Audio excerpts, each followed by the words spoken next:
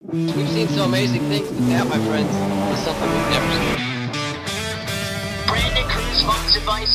Brandon Cruz wants advice. Brandon wants advice. Brandon Cruz wants advice. You have locked yourself into the playoffs. Nice. Got it. Call good old Brandon Cruz wants advice. Completely speechless, to say the least. Man, I am honestly so baffled by that decision. Brandon Cruz wants advice. It's Brandon wants advice. Green flag in the air. Brandon Cruz wants advice to the front. Ladies and gentlemen, boys and girls, welcome to the Brandon Cruz Daily Fantasy Podcast, and I am recording this on the brink of hanging myself in the bathroom because they have canceled Cup Series qualifying, and if you're listening to this, I'm pretty sure I'm going to try and get it up before I go. I'm leaving, going to the local dirt track today, and tomorrow I'll be watching the races on my phone, so I'm getting this out there earlier, but man, what a fucking disgusting shit show this is, and I'm not monetized, so I'm not worried about YouTube taking money away from me because no one sponsors me anyway. I could quote Full Metal Jacket lines, and I don't really give a shit, man. Like I can do whatever I want, you know. Like, oh, me so horny, me love you long time, you know. Like I'm sure that wasn't the line you were thinking of from Full Metal Jacket. Either way, entering Daytona this weekend. I'm eating right now. I was gonna make this after Cup qualifying because, like, you know, it makes sense after Cup qualifying, and then because lo and behold, man, there's only like six people who make fantasy content for NASCAR. You know, it's me, Enzo, Rebens Racing, Chris, with his cheat sheet that he does. One of the guys from Roto Grinders does it for Bristol Motor Speedway. A couple other guys that are in their basements, and you know, it's only like 7 of us, so like. I don't know why some people are throwing shade at other people, just because, I don't know, not even going to get into it. Let's just not talk shit, gentlemen. We're all in the same industry. We're all friends here. We're not competing against each other. Let's stay friends. Let's not trash talking each other's shows, alright? Okay, so, alright, so NASCAR has canceled Cup qualifying. It's going to be set by owner points. I don't have the exact lineup right here because I'm waiting for them to make it official. Just saw it on Twitter. I'm recording this just right now because I need to talk about it. And I'm going to talk about the Xfinity race because it pertains to the same mentality as the Cup Series race, and I'm already 2 minutes into this. I'm wasting your time, so let's get right into it. So, I don't know if they're going to get Xfinity Series qualifying in today. Why is that bad? Because underfunded teams and people who don't have the equipment are the people that I like to play at super speedways. I mean, like right now I believe it might be the 61 of Austin Hill being not qualifying for the race. Who else? I just saw it. Yeah, 61 is DNQ'd because I think he only has one start this year. The 21 car of Joe Rock Jr. or whatever his name is just went blank. Like another guy that I liked probably won't qualify in because that 21 car for RCR just doesn't have points to get into the race. Why is this bad? Well, because if you look at Daytona as I look at it, as how I make my money off of Daytona, it is a statistical analysis of ownership percentage and where cars start in the field. Why am I looking at it that way?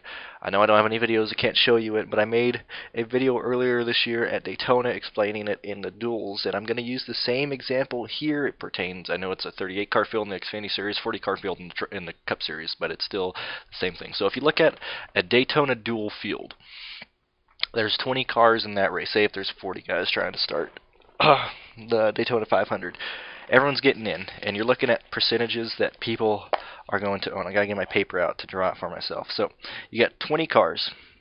20 cars. Say if you're in a GPP contest with 100 people, that'll just be easy. So the percentage that we have on each car is the percentage or the amount of people that we have. So 100 people in a GPP contest. There's 20 cars. 20th, let's just say, for example, on plate tracks, let's say it's a chaotic plate track, which is what I'm expecting this weekend at Daytona. If it's a chaotic plate race, let's say a lot of people are going to be stacking cars from the back. So traditionally, you would do the final 6 cars in the back, because that's the highest points possible. You got cars in the back; they can't lose you anything. But if everyone stacks cars in the back, especially the last 6 cars, then you're going to have multiple lineups, so you got to fight percentages. So where is the ownership percentage of these last 6 cars? So you got a field.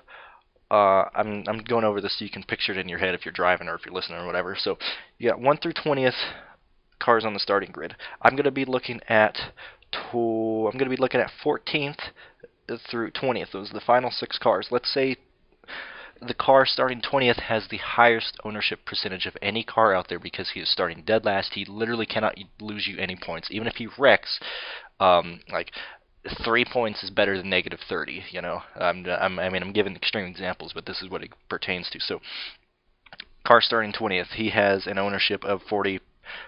That means 40% of the people in the 100-person GPP lineup has this guy. So it's pretty easy for you to tell that 40 lineups are going to have the guy starting 40th. Let's say, for example, 19th has 35%, 18th, or the car starting 18th also has 35%. 17th, it starts to dip just a little bit because you have some people going back up. So let's say 17 was at 32, let's say 17th at 32, 16 is at 30.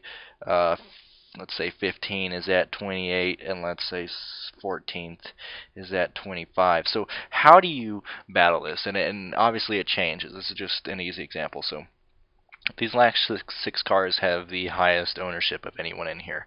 How do you play it differently? So obviously you're going to want some of the guys starting in the back just because that's the safest point. Based on some of the things I've been tweeting out, showing that the average salary of the lineups that people have made have been in the 38,000s, like stupidly cheap. How does that change based on qualifying? Well, it's going to be fucking way lower. I got this from Phil, don't know how to pronounce your last name, but never mind, not even going to try it too. He's the NASCAR writer for Awesemo.com, and he brought up the 3 optimal lineups for the last 3 July Daytona races, and 2016 was the price of the lineup would have been 38,800, 17, 36,700, and 17. And then 2018 last year was $41,100. Now, what does that show? A lot of people are picking guys in the back. A lot of guys are picking cheap guys. Now, it's really going to drop tomorrow because you have a 40-car field, you have really underfunded teams in the back, and you have really cheap guys, like guys in the back who are like $4 to $5 grand. And if you play guys from the back there, you're easily going to have... I'm going all over the place actually right now because I'm this is kind of like how my mind works right now. I think a lot of the lineups, if people stack in the back, will probably be around 25 to 30,000. Why is that important? Because some people are going to see, well, that's a bit too low, and they're going to start going more expensive. But the more expensive guys, since we're starting by ownership points, they're going to be up in the front. How does that differ from the ownership percentage that I just gave you in the example of like the car starting 20th having 40% of the field have him, or 40% of the field in GPP have him? I'm talking way too fast. I got to slow down right fast and explain way better. Basically, super speedways are an ownership game. That's how I look at it. We have to do our best job to pick guys one from the back, and I'm expecting a wild race tomorrow. So if you're expecting it to be single file, this probably isn't the podcast for you, because that is not the angle that I'm taking this week, and I expect a wreck-filled race. Now, if that's the case, let me try and pull up the ownership points. I haven't brought this up yet, so bear with me.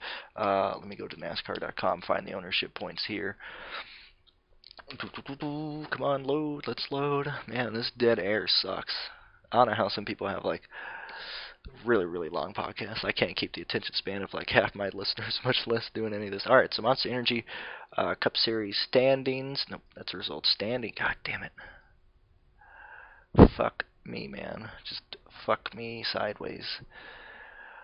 Owner standings. Good lord. This website is disgusting. Alright, so the ownership, the owner points so far. So far, Joe Logano will start on the poll. I'm looking at 2019 Monster Energy NASCAR Cup Series. ownership standing. So you have Team Penske, Joe Gibbs, Team Penske, and Ginn. So 22, 18, your front row, followed by Keselowski, Harvick, 19. Now it's going to vary a bit down here because there's 45 guys who have actually started. I'm not sure exactly who's in the race. Like, I know the 81 isn't in the race. I know MBM Motorsports has some. I know Brendan Gaughan should be starting like 37th or whatnot. But either way, let's look into it. This is why I wanted the actual starting line before I started this. But either way, let's say, for example, you got the 53 starting dead last. Don't know who's in the 53 this week, but it's a Rick Ware racing machine. 53 has to be there. If I'll use the 66, for example, the MBM Motorsports. Has he not started either? No, he's only started 7. Oh, dude, this blows. Hold on. Let me stop this right fast. Alright, fuck it, I'm back. I'm not. It's a little too soon to find the starting grid of this. But anyway, let's get right into it. So, whoever's starting last, I assume, is going to have the highest amount of ownership points, regardless of who he is. He's going to probably be around $4,400 on DraftKings, maybe a bit higher, depending on who it is. What do we do there? People are going to be playing guys from the back. All the strong guys, which I can actually go off of the ownership points here, are starting up in the front. So one of the favorites, obviously, Brad Keselowski starting third. I assume he's going to at least carry maybe 8% of the ownership just because he's Brad Keselowski. People know that he's good here. People know that Penske is good here, and he has a teammate there. So possibly a Penske stat could be a higher ownership guy starting middle of the field that could possibly carry ownership. 20 car of Eric Jones, just because he's in a Joe Gibbs racing car. Ricky Stenhouse Jr., stupid strong at super speedways. He's either wreck or win the race. Ryan Newman, pretty much the only consistent guy that I actually found based on the data. He has completed 100% of the laps in his last 6 starts on super speedways, 4 top 10s, an average finish of 11.8. His last 6 finishes are 8th, 9th, 8th, 25, 14th, and 7th. That's Ryan Newman. Based on those, I expect Newman to carry some ownership, but people are looking at their history, people who are farther back that I expect to do well. Daniel Hemrick, this is a guy that I honestly thought if they qualified, he'd probably start in the top 5 because RCR brings really good cars. I love Daniel Hemrick this weekend, but I got to see what people are saying in other podcasts. Why am I focusing so much on other podcasts and ownerships this weekend? Well, I'm going to go back to that example I gave. If we have to find the highest lineup that could possibly be made. We also have to have guys in the back to make that possible lineup, but we don't want to carry drivers that other people own. So what I've experimented with in the past, and it's worked out for me,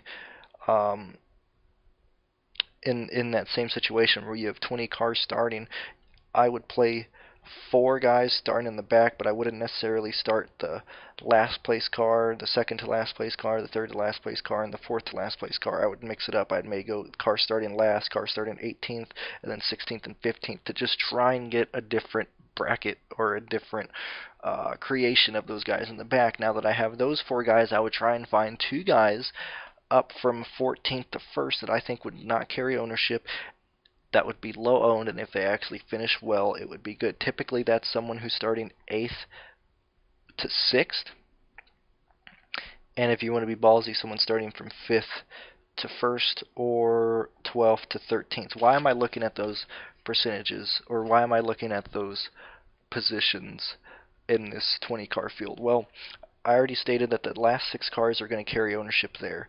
Everyone else, or like, you have to play other guys. Like, obviously other people are going to be owned. Where is it going to be owned? It might be on the car starting first, since it's a dual race. Typically whoever's starting first has a faster car for the 500.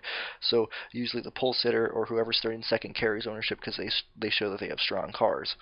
Now, once you get those top 2 cars out of the way, you have to deal with 13th through 3rd. So that's 10 cars that you have to find the ownership of. So it's the same thing in this situation. So I break that 10 car, and this is not making any sense to anyone probably, because I'm not here to visually show you what I'm talking about. So I would separate the field.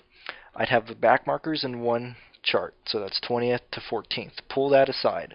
I take off the front 2 starters because they either usually carry ownership or they're people who are fast, made for qualifying, and they go to the back. So I take those 2 off. So now you have to find the percentage of those 10 cars, 13th between 3rd. How do people line up there? Do you want to take the middle guy who's starting 10th in this race?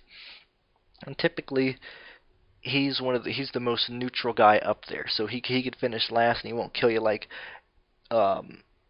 people above him, and he can still gain 9 positions. He's like the last safe play up there, say if there's wrecks or something.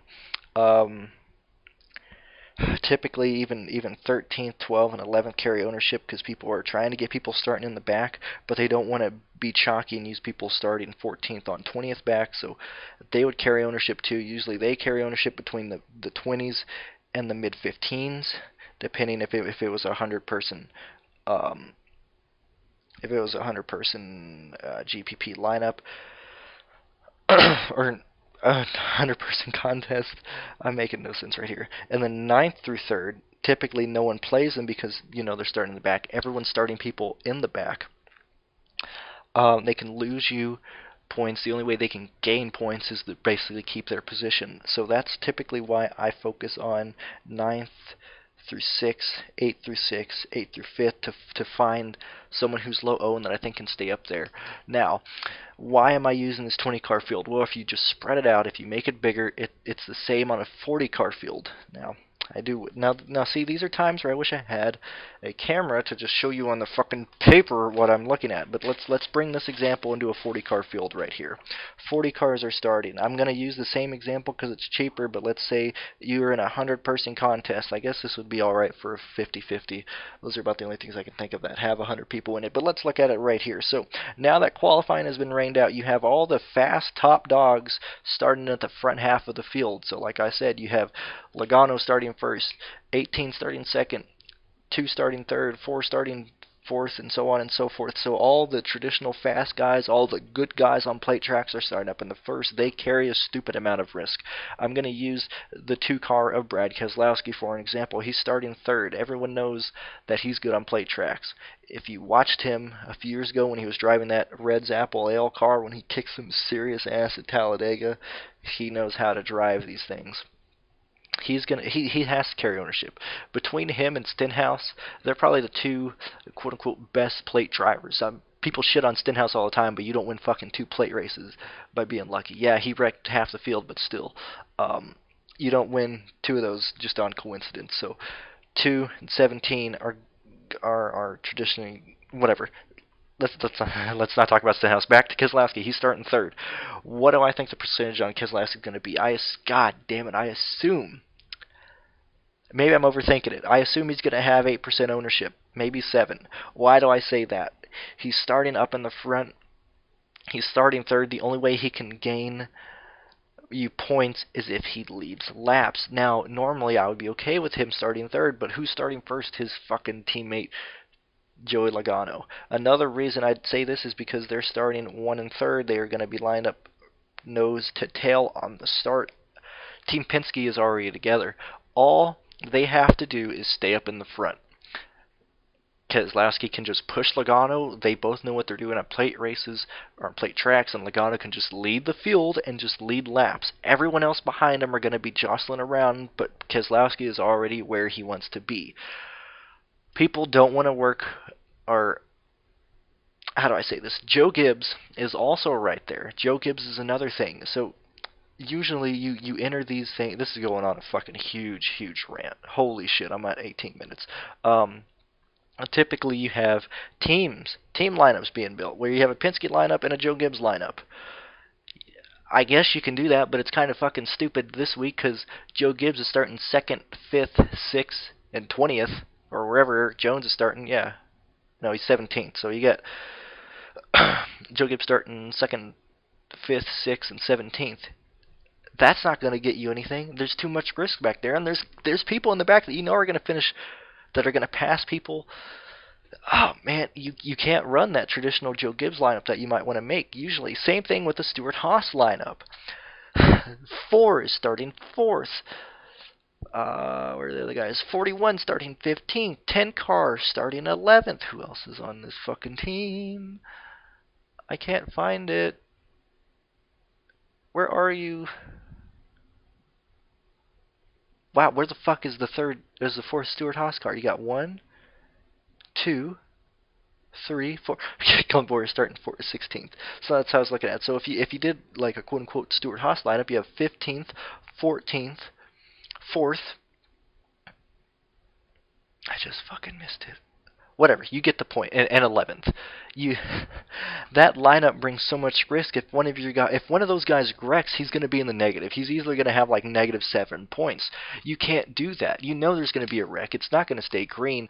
That doesn't work. And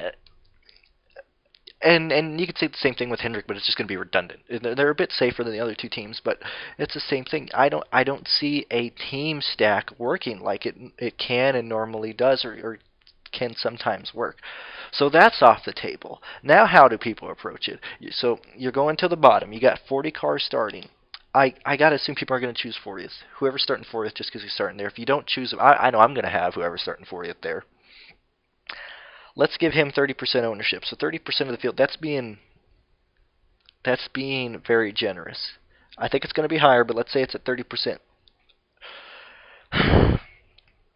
That might be a best case scenario, actually. But 30% of the field, 30% of the people have him starting in the back. Where does the rest of the percentages go? Usually, that would easily be a 60% owned guy if they went to qualifying, because he just runs in the back. He's going to make it through the wrecks and all that, blah, blah, blah. Where does that go? Or people are going to go with people who have finished well, like Ryan Preece. He's finished both plate races this year so far. Do they go up more? Do you play more Logano, Kyle Busch, Keselowski? I know I'm not. I'm probably not going to play any of those main guys. You know, I might dick around with Kurt Busch starting 8th. I like Kurt Busch starting 8th. That's fine with me. There's just too many favorites starting in the front. And I don't know if I'm overthinking it, if I'm overcalculating it. I don't know what I'm doing exactly, but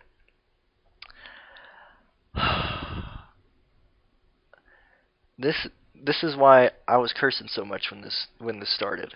This is a DFS nightmare for a plate track, where traditionally everyone picks people in the back because that can work for you, and then there's like good guys spread out through the field. Here, all the good guys are in the front. So if you want someone who actually knows what they're doing, you have to go to the front, like straight up. If you want underfunded teams, you got to go in the back, but those teams are like stupidly underfunded. They're starting where they should, like points-wise. Typically, they start, a little bit higher. It's a little bit more spread out, and like it's literally all stacked to the front. How do you approach this? I imagine that a lot of people will go between the 32nd and 26th starting positions. Why do I say that? Because that's Ross Chastain, that's Front Row Motorsports, that's Bubba Wallace, that's Go Fast Gaming. So you have Corey LaJoie, a person people always play at plate tracks. I'm talking way too fast for my own self. You got Matt Tiff starting 31st. You got Bubba Wallace starting 29th. You got David Reagan, Michael McDowell starting 28th, 27th. People trust these guys at plate tracks because they sit in the back and they usually make it through the race, but they're starting 32nd to 26th. They're not starting 40th to 36th. They're not starting 40th to 30th. They're a bit higher. So do people go with them because they know that they can make it, or do you go with like not riskier plays because it's a plate track, but like whoever's in the 77, whoever's in the 51. Do you go with Landon Castle in the 33? Parker Kligerman is in this race. He'll be starting 36. He's good at this track. Or he's good at plate tracks because he makes it through the races. Where do people go? What am I at, man? I'm at 22 minutes. And I don't think you've gotten anything good from me at all. This could be a terrible, terrible video. It's all ownership. I don't have any favorites in this race. I don't like anyone in this race. I go off of starting positions and fighting the ownership percentage. That is what I do on plate tracks. That is how I've won money on plate tracks. This is a doozy. I've never ran into a situation before since Fantasy NASCAR or DFS NASCAR has raced at a plate track. I don't think we've ever had a rain out like this. I don't know, man.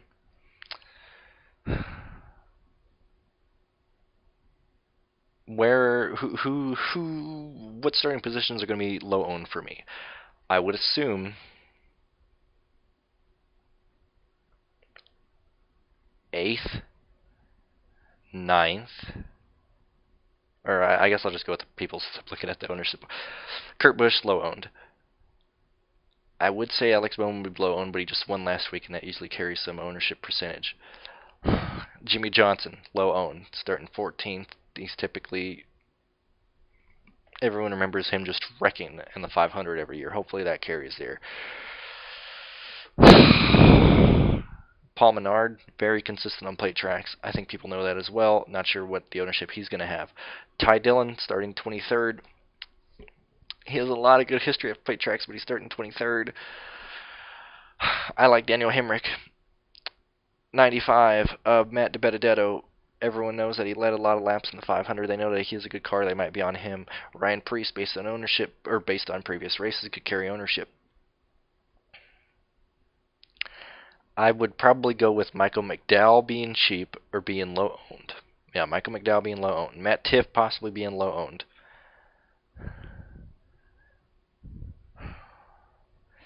Kurt Busch being low owned. Daniel Suarez being low owned. Eric Jones being low owned because he wrecks a lot on plate tracks. And then some of the guys starting in the back between 32nd and 40th. Not sure exactly who's going to be there being low owned. I love Brennan Gaughan. That motherfucker's going to start like 8th or 38th. Everyone's going to own him. It's going to be a tough week, man. I'm going to get back from the racetrack tomorrow. I'll probably end up overthinking the ownership percentages too much. But that's... man, that's my view on this race. You got to find ownerships. You got to fight the ownership. Thank God they're going to try and get the Xfinity Series qualifying in. Please, for the love of God, get that in. But, fuck me, man. This sucks. I hate this. I hate this. Why have I not talked about practice speeds? That don't mean shit. Why is this video 25 minutes? I'm sorry. I'll let you guys go. This is my podcast on Daytona. I had data lined up. I have pages. I have 4 pages lined up of data that I found related to these races. Thank God it'll work for the Xfinity. That still counts. That's all in my Xfinity video. But this one, with it being rained out, I don't have much data to support what happens if all the favorites start up in the front, all the underfunded guys start in the rear, and where everyone else falls in between. I don't have that data. I don't have a real opinion on that other than things that I've said right now because we've never faced that before.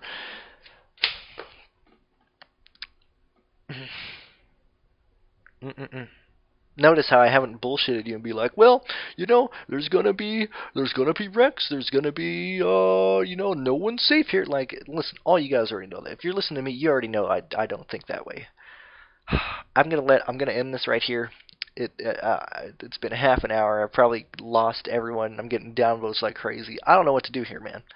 I don't know what drivers, don't know what positions to take. I am going to be fighting ownership percentages today and tomorrow before the race. I'm going to try and map out what lineups people are going to be making, how it looks on DraftKings, fighting that some more.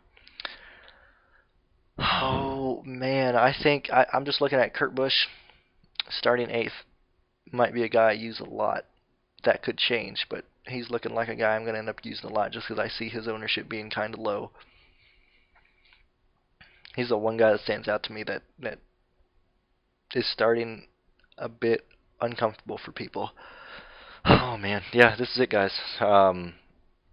It sucks. I can't believe we got rained out. I was looking so forward to making this fucking video, and I can't use any of my fucking data here because it isn't going to fucking apply here. It's going to be a crazy race tomorrow. There's going to be wrecks. Play guys in the back, mix them up with some people starting up midfield, and so on and so forth. So 4 guys, let's say this for example. 4 guys starting in the back, 30th to 40th. 1 guy starting 25th to 18th. then one guy starting at 18 forward. That's probably how I would build the lineups. You guys have a fantastic day. Don't get married to your money. Have a fantastic time watching Daytona, and thank you guys for listening.